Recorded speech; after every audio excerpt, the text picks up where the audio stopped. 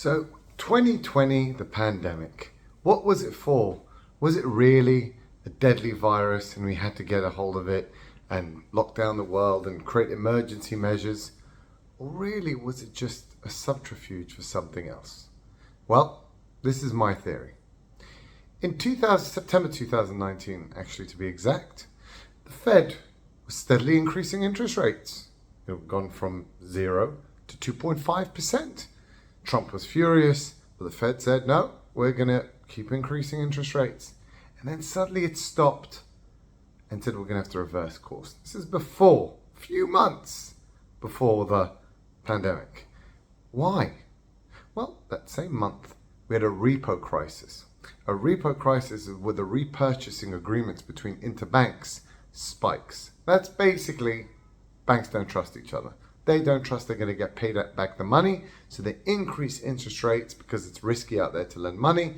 So they increase hugely, not just like we increase it from 1% to 2%. They increase it from like 1 to 20 because they were scared that no one really, they're playing a game of musical chairs, and essentially what's out there is there's one chair and 20 players. That is the reality out there. And no one can see this.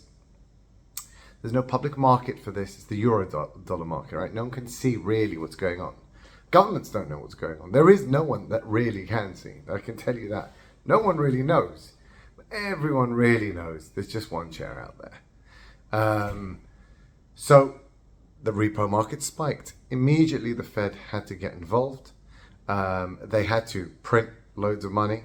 And they said we're going to stop increasing interest rates. But that wasn't enough.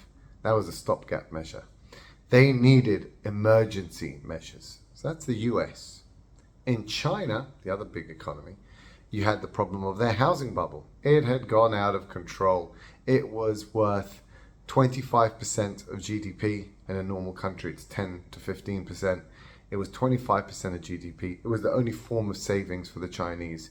It was at, ghost cities everywhere. People just buying properties on paper, not even being built and going up in price. Things were getting obscene and leading to the young not ones, it being impossible for them to buy a place, so they wouldn't get married, so they wouldn't have kids. So you have depopulation. China's going through massive depopulation at the moment. So really these ghost cities were expanding because they have, on estimates, built between 800 million to 1 billion extra flats. No, I'm not joking. I'm not joking. This is the estimate. There is nearly 1 billion extra flats in China. For 1 billion people, sorry. For the capacity for 1 billion extra people in China at the moment. That is how much they've overbuilt. So they had to pop this. There was no other way. They had to pop this. Things were just, it had spiraled way out of control, right? So for both nations, they had to get to grips with what was going on. And so we have the pandemic. What does that allow you to do? Emergency laws. Emergency. What did they do in America? They printed a ton of money. They created the reverse repo, which is an incredible lie. Right? Reverse repo is essentially allowing banks to deposit money that you give them and keep it off balance sheet, but they're still making money. But no one sees it. Again, no one sees it. It's not the bank don't see it. The government statistic don't see it. Then the government went and printed 80% of all dollars in circulation. Yep, you heard that right. 80% of all dollars in circulation were printed in 15 months, handed out to the banks, who stuffed it in this reverse repo. So they were protected, fully protected. You're not going to collapse anymore, okay? We've given you money. It's off balance sheet. No one sees it. It's stored with us. You can use it whenever you want, and you don't have to worry about other banks not paying you back and stuff like that, okay? We're protecting you. So that's one thing.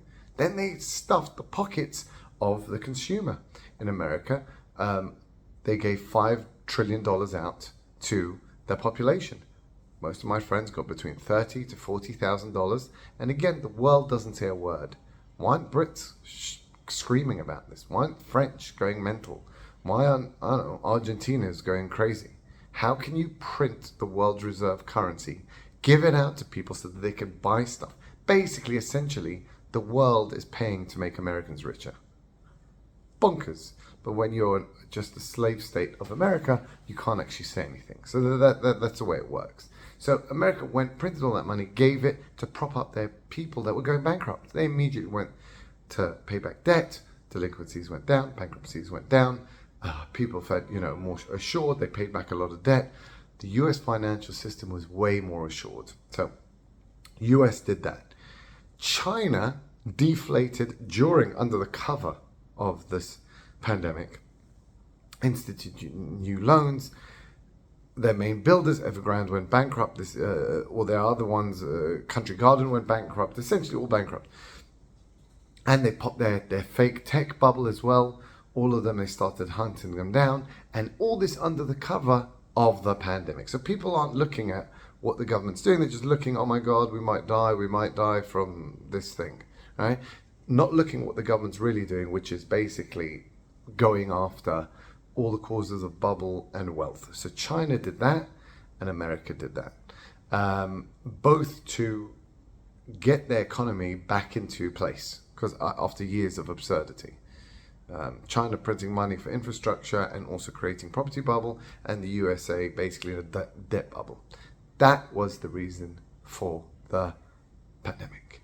And so the US came out with much more stable personal debt, corporate debt, government debt. Well, not government debt, not government debt. That one doesn't matter. We'll put that on the side. But definitely personal debt and corporate debt, much more stable, much more lower risk.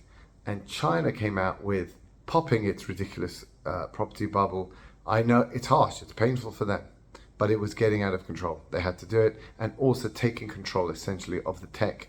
They used to have like this nice free market. Now it's clearly all under government control. So now they control communist China, basically back in control there. They allowed them a few years of free market and all that, thinking they could do what they want.